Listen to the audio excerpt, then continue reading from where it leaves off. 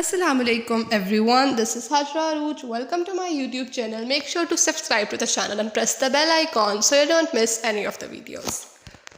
Basically इस video को बनाने का मेरा ये मकसद था कि वो सारे बच्चे जो MD-CAT 2021 में अपीयर हुए थे लेकिन डिफरेंट वजूहात की वजह से वो अपनी सीट्स को सिक्योर नहीं कर सकी और इस साल उनका एडमिशन नहीं हो रहा। अब उन्होंने मज़ीद मेहनत और मज़ीद कोशिश के साथ MD-CAT 2022 में रीअपीयर होकर अपने एडमिशन को सिक्योर करना है। वो इस एक साल को किस तरह से यूटिलाइज़ करें कि उनके एफर्ट्स मैक्सिमम हद तक फ्रूटफुल साबित हों। ऑब्वियसली कुछ आउट ऑफ द बॉक्स बातें नहीं हैं, लेकिन ऐसी छोटी छोटी इंपॉर्टेंट टिप्स एंड ट्रिक्स हैं जो कि मैंने अपनी MD-CAT लाइफ की जर्नी में बहुत ज़्यादा हेल्पफुल समझी। इसके अलावा कुछ ऐसी छोटे छोटे मिस्टेक्स भी हैं जो कि मैंने समझा कि मैंने अपनी लाइफ में की and I don't want you to repeat these mistakes. So video को पूरा ज़रूर देखिएगा ताकि आपको फ़ायदा हो।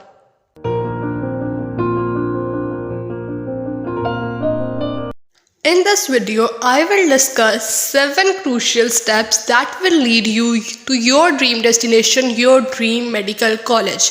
The step number 1 is realization to change. Basically, आपको ये बात realize करने की ज़रूरत होती है कि कहीं ना कहीं आपसे कोई छोटी मोटी शॉर्टकमिंग ज़रूर रह गई है, कहीं ना कहीं आपसे कोई मिस्टेक ज़रूर हुई है जिसकी वजह से आप अपने गोल को एक दफ़ा अचीव नहीं कर सके। आपने सबसे पहले ख़ुद से बात करनी है और उस मिस्टेक को, उस शॉर्टकमिंग को ढूंढना है और उस पर काम करना है, उसको ओवरकम करना है। क्योंकि ऐसा नहीं है कि आप अपने गोल को कभी भी अचीव नहीं कर सकते, बल्कि ये कि एक दफ़ा उसको ना अचीव करने की कोई ना कोई वजह थी, आपने उस वजह को दूर करना है और फिर क्या होगा, आप गुड से बेटर होंगे और बेटर से बेस्ट हो जाएंगे और फिर आपकी ड्रीम डेस्टिनेशन, आपका ड्रीम मेडिकल कॉलेज आपका फाइनली हो जाएगा। Step number 2 is that you have to access yourself. आपने क्या करना है कि वो मिस्टेक्स और शॉर्टकमिंग्स जिनको आपने लोकेट किया था उनको एक टेबल में नोट डाउन करना है, फिर उसका पॉसिबल सोल्यूशन रिकमेंड करना। कोई भी सोल्यूशन हो सकता है, आप खुद उसको रिकमेंड करें और यूज़ करके चेक करें कि वो हेल्पफुल होता है या नहीं, या फिर आप अपना प्रॉब्लम मुझे बताएं, I will recommend you the solution. Mistakes किस किस्म की हो सकते हैं कि you forgot the reactions of chemistry. उसमें क्या होता है, optimum conditions, temperature, pressure, catalyst, ये सब भूल जाता है, एंड प्रोडक्ट, मैकेनिज्म, रूल, सब कुछ भी भूल सकता है। सो आपने क्या करना है कि उनको एक चार्ट में नोट डाउन करना है ताकि आपके लिए प्रिपरेशन के दौरान ईज़ क्रिएट हो। मैंने इसको अपने जो पूरा ऑर्गेनिक का चार्ट था इसके ऊपर इसे डिफरेंट फंक्शनल ग्रुप्स में डिवाइड किया, alkene, alkene, alkyne, benzene, alkyl halides, alcohols, phenols, ether. Then last पे कार्बोक्सिलिक एसिड्स और एल्डिहाइड्स एंड कीटोन्स का ग्रुप था। वहाँ पे मैंने इनके प्रिपरेशन रिएक्शंस लिखे, इनकी रिएक्टिविटी को डिस्कस किया, इनकी रिएक्शन की कंडीशंस लिखी और इस तरह की सारी चीज़ें जो मेरे लिए क्रूशियल थी, मुझे भूल जाती थी, उन सबको नोट डाउन किया मेरे लिए। तो ये काफ़ी हेल्पफुल साबित हुआ, आप भी यूज़ करें, it will work for you too. अब बाकी हम देखते हैं कि मिस्टेक्स किस टाइप की हो सकती हैं। या तो मिस्टेक आपसे प्रेपरेशन में हो रही है कि कहीं ना कहीं आप सिलेबस को कवर करने में और उस सिलेबस की कवरेज के साथ अपने टाइम को सिंक्रोनाइज करने में मिस्टेक कर गए, जिसकी वजह से आप अपने स्कोर को उस लेवल तक नहीं ला सके जहाँ तक आप ला सकते थे। या फिर मिस्टेक हो सकती है टेम्पटेशन में कि आपकी तैयारी तो 100% थी लेकिन आप टेस्ट अटैम्प्ट करते वक्त अपने नर्व्स को कंट्रोल नहीं कर सके और टेस्ट पे वो फोकस नहीं कर सके, बल्कि आप पैनिक कर गए, जिसकी वजह से आपका स्कोर जो था वो डिज़ायर्ड लेवल तक नहीं आ सका।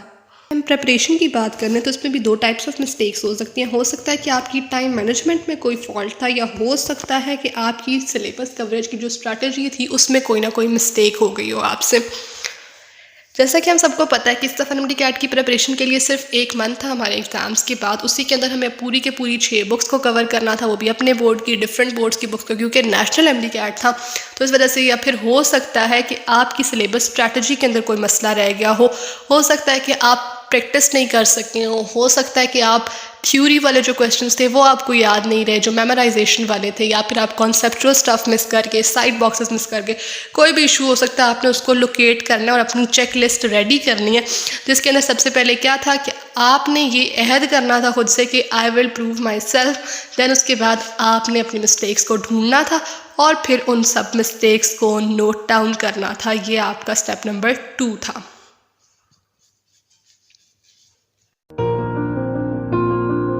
Step number 3 is to decide कि which syllabus to follow. Although हर साल PMC एक कॉम्प्रिहेंसिव लिस्ट इशू करती है उन चैप्टर्स के, उनके कंटेंट्स के जिनको प्रिपेयर करना होता है अपकमिंग टेस्ट के लिए। लेकिन MD-CAT 2021 में आपने भी एक्सपीरियंस किया होगा, मैंने भी किया और बहुत सारे बच्चों ने भी कंप्लेंट्स की थी कि बहुत सारी चीज़ें जो थी वो उनके आउट ऑफ कोर्स आ रही थी। ऑल्दो पीएमसी ने इसकी जस्टिफिकेशन में कहा है कि उन्होंने इसको कंपनसेट कर दिया था पोस्ट एग्ज़ाम एनालिसिस में, but still to be on safe side I would recommend कि आप पूरा एफएससी का जो कोर्स है उसको कवर करें as you have plenty of time. अगर पूरा नहीं भी कर सकते तो वो ख़ास चीज़ें जो बहुत ज़्यादा जगहों पे आ रही थी कि ये लाइक बायो में देखा जाए तो प्लांटी से आया था, इसी तरह जो था फिज़िक्स में लाइट के चैप्टर से, तो ये सारे वो जो उनके बैंक में इंक्लूडेड है, तो आप इन चीज़ों को ज़रूर कवर करें क्योंकि to be on safe side it's better. Step number 4 is to decide कि आपने कौन सी बुक्स फॉलो करनी है एसएनएमडी कैट के लिए। अगर मेरे एक्सपीरियंस से बात की जाए तो आई वुड सजेस्ट यू कि आप प्रिपरेशन के लिए पंजाब और फेडरल की तीनों बुक्स जो साइंस सब्जेक्ट्स की हैं उनको लाजमी यूज़ करें, क्योंकि उनके अंदर कुछ ऐसी बातें हैं जो एक के कंटेंट्स में कवर हो रही हैं दूसरे में नहीं हो रही, तो आप इनको लाजमी पढ़ेंगे। एक मेजर पोर्शन कवर करती हैं आपके एंट्री टेस्ट का। उसके अलावा केपीके और रेड स्पॉट की सिर्फ बायो की बुक जो है वो आप लाजमी कंसल्ट करें। केपीके और रेड स्पॉट को मैंने थॉरली नहीं पढ़ा था, बल्कि कुछ चैप्टर्स पढ़े हुए थे, जिसकी वजह से मुझे एहसास हो रहा था टेस्ट में कि इनमें से काफ़ी एमसीक्यूज़ आए हुए थे। लाइक मेजर पोर्शन जो था वो पंजाब और फेडरल से था, लेकिन एक जो एवरेज थी वो केपीके और रेड स्पॉट में से भी थी। इंग्लिश की बात की जाए तो उसके लिए आप केमिकल ग्रामर पर सर सलमानुल वहीद लाजमी कंसल्ट करें, वो बहुत बेस्ट बुक है। उसके अलावा जो किप्स की आती है इंग्लिश के लिए, वैकैब की बुक होती है और एक साथ ग्रामर की प्रिपरेशन बुक होती है, वो भी बहुत ज़्यादा अच्छी हैं, आप उनको भी लाजमी कंसल्ट करें। प्रैक्टिस की बात की जाए तो स्टेप्स की एक होल बुकलेट होती है जिसके अंदर वर्कशीट्स होती हैं डिफरेंट सब्जेक्ट्स की। हर सब्जेक्ट की आई गेस हमारी दफ़ा 18 वर्कशीट्स थी, तो उसके अंदर भी एक अच्छे खासे जो है वो एक हाई लेवल के एमसीक्यूज़ डिस्कस हुए होते हैं जिनसे आपकी काफ़ी हेल्प होती है, उनको भी देखें। उसके अलावा किप्स की और स्टार्स की जो एंट्री टेस्ट की सीरीज़ आती हैं वो भी बहुत अच्छी होती हैं, उनको भी कंसल्ट करें। और कॉलेज और स्कॉलर्स की जो की बुक्स आ रही होती हैं एफएससी की फर्स्ट ईयर और सेकंड ईयर की, उनके अंदर भी आपको एक वैरायटी ऑफ एमसीक्यूज़ मिल जाता है जो कि काफ़ी हेल्पफुल साबित होते हैं। As you have much time, plenty of time है आपके पास, तो इस वजह से आप इन सारी बुक्स से ग्रो थ्रू करें ताकि आपका जो एमडी कैट है वो अच्छी तरह इस दफ़ा सक्सेसफुल हो। Fifth step is that you have to raise your morals. Obviously आप देख रहे होंगे कि आप एक फ़ील करेंगे कि अगर एक दफ़ा मुझसे ये नहीं हो सका तो दोबारा भी नहीं हो सकेगा। ऐसा अगर नहीं है, अगर एक चीज़ आपसे एक दफ़ा गलत हुई है तो इट मीन्स कि आपको पता है कि वो किस तरह से गलत होती है, तो किस तरह से सही हो सकती है ये भी आपको पता है, और आप उस सही वाले ट्रैक पे मूव ऑन करें तो ऑब्वियसली आप सक्सीड कर सकते हैं। इसके अलावा आप देखेंगे कि आपके ही जो साथ के स्टूडेंट्स हैं वो अपनी मेडिकल लाइफ में परस्यू कर रहे होंगे, कुछ अचीव कर रहे होंगे, तो वो भी ऑब्वियसली थोड़ा बहुत हर्ट करता है। उसके अलावा लोगों की बातें, तो आपने इन सारी चीज़ों को अपने ऊपर हावी नहीं करना, बल्कि आपने अपनी गोल्स और अचीवमेंट्स को याद करना है कि आपकी लाइफ में क्या क्या ब्लेसिंग्स हैं जो कि अल्लाह ताला ने पहले भी आपको दी हैं। देन यू विल रियलाइज़ कि जो आपकी अभी इस वक्त का ड्रीम है, जहाँ पे आप पहुँचना चाह रहे हैं, डेफिनेटली अल्लाह ताला वो चीज़ भी आपको देगा। बस चाहिए क्या? आपकी स्ट्रगल, आपका हार्ड वर्क, आपकी पेशेंस, आपका परसेवरेंस, और आपके अपने ड्रीम के साथ स्टिक करके रहना। Then definitely the destination will be yours.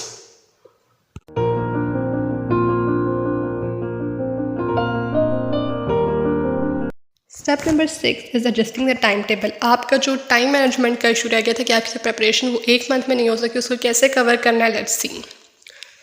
Time table के लिए आप ये करें कि आप हर सब्जेक्ट को कुछ पार्ट्स में, सर्टेन पार्ट्स में डिवाइड कर लें। लेट्स से कि अगर आप हर एक सब्जेक्ट को 20 पार्ट्स में डिवाइड कर लेते हैं, फिर आप डिसाइड करें कि हर पार्ट को कितने दिनों में कवर करना है।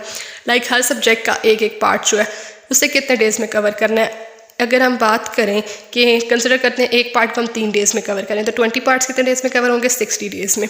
अब आपने करना क्या है कि इस तरह का एक स्केड्यूल बनाना है जिस तरह का फॉर्मेट मैंने आपको दिखाया। डे 1 पे आपने क्या करना है? बायो का पार्ट 1 करना है, इंग्लिश का पार्ट 1 करना है, और डे 2 पे केमिस्ट्री का और फिजिक्स का पार्ट 1 करना, जो आपने अपने सिलेबस से पार्ट 1 डिसाइड किया हुआ था उसको। और डे 3 पे आपने क्या करना है? उनकी मज़ीद प्रैक्टिस करनी है, उनके शॉर्ट लिस्टिंग के नोट्स बनाना है जो एंड के डेज़ में आपके लिए हेल्पफुल हो। और एंड पे आप पैनिक ना करें कि मैं एंड पे क्या रिवाइज़ करूँ और क्या ना करूँ। इसके अंदर आपने पूरी की पूरी बुक छाप नहीं देनी, बल्कि इसमें आपने सिर्फ और सिर्फ वो पॉइंट्स लिखने हैं जो आप भूल जाते हैं, या वो फार्मूलाज जो ज़रूरी होते हैं। लाइक फिजिक्स के शॉर्ट नोट्स बना रहे हैं ना, तो उन पर फार्मूलाज लिख लें, भूलने वाले पॉइंट्स लिख लें, मुश्किल एमसीक्यूज़ लिख लें जो कि आप काफ़ी दफ़ा प्रैक्टिस के बाद भी गलत कर देते हैं एंड पे। सो मेमोराइज़ करने में जिन चीज़ों की मुश्किल होती है सिर्फ वो वाली चीज़ें नोट डाउन करें। लॉजिकल रीजनिंग जो है वो आप बायो और इंग्लिश के साथ कंपनसेट कर लें।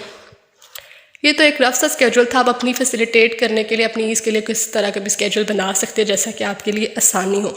इसी को अगर आप 60 डेज से थोड़ा ज़्यादा करें, लाइक अगर आप क्वार्टर टेस्ट को, half book test, full book test सारा कुछ अटैम्प्ट करें, तो उसके बाद भी मैक्सिमम 80 डेज़ तक जाता है स्केड्यूल। इवन देन आप फ्रेशर्स के फ्री होने से पहले एक दफ़ा इस सिलेबस को दोबारा से रिव्यू कर सकते हैं। आप 2 दफ़ा इसको गो थ्रू कर सकते हैं इससे पहले कि फ्रेशर्स रिव्यू जो है वो फ्री हो, और उसके बाद फाइनली आप अपनी जो एक फ़ाइनल रिवीजन है वो उसके बाद उनके साथ जाके दे सकते हैं, और इंशाल्लाह आपका टेस्ट बहुत अच्छा होगा। अब हम बात करें कि स्केड्यूल की, तो कोई भी ऐसा हैवी और बर्डनाइज करने वाला स्केड्यूल मत बनाएं, क्योंकि अगर वो आप बनाएंगे तो वो पूरा नहीं कर सकेंगे, तो उसकी वजह से एक सेंस ऑफ डिससेटिस्फेक्शन और एक सेंस ऑफ डिसप्लेयर जो है वो आपके अंदर डेवलप होगा। बस आपने ये करना कि अपने टारगेटेड सिलेबस को जो आपने एक दिन के लिए अपने टाइम टेबल के अकॉर्डिंग बनाया है उसको कवर करना है उस टाइम लैप्स के अंदर जो आपने अपने लिए डिसाइड किया था। लेकिन ख़ुद को बर्डनाइज करने की ज़रूरत नहीं है कि ये भी करो वो भी करो। एक रिलैक्स सा स्केड्यूल बनाएं जो आप इजीली कवर कर सकें। और लास्ट लेकिन बहुत इंपॉर्टेंट बात कि आपने अपनी नींद का बहुत ख्याल रखना है। इट डजंट मीन कि आपने दिन में 12 से 14 घंटे सोए रहना है, बट ये है कि आप एटलीस्ट 8 घंटे की नींद आराम से करें, बिकॉज अभी आपके पास बहुत ज़्यादा टाइम है। ख़ुद को बर्डनाइज मत करें और ख़ुद के ऊपर जो है वो एक इतना ज़्यादा बोझ ना इकट्ठा करें, बल्कि ख़ुद को रिलैक्स करें, पढ़ें और अल्लाह पे यकीन रखें, इंशाल्लाह सब अच्छा होगा। Step number 7, the last most important step is some additional tips and tricks. वो टिप्स और ट्रिक्स जो कि मैंने अपने पर्सनल एक्सपीरियंस से लर्न किया, now I would like to share them with you. Firstly you not consider कि मुझे आता है।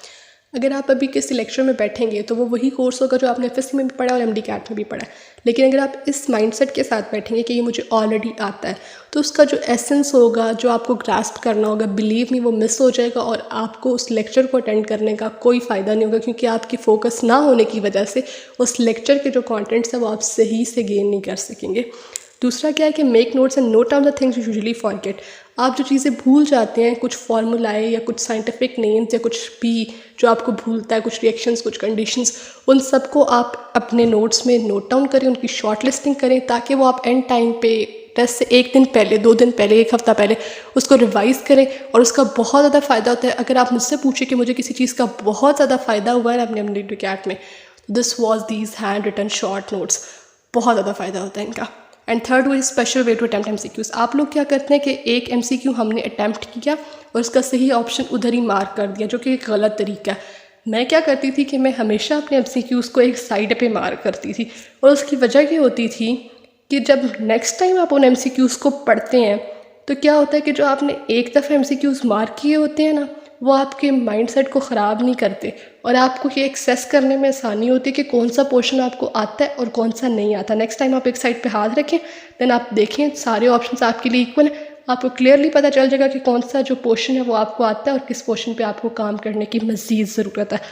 Thank you so much for watching this video, and literally it takes lot of effort to even make a single video. I try my best to deliver all of my personal experience and all of the things which I learned from my journey of this NMD CAT and share it with you. It will literally cost just 1 second to subscribe to the channel and like the video. Thank you so much.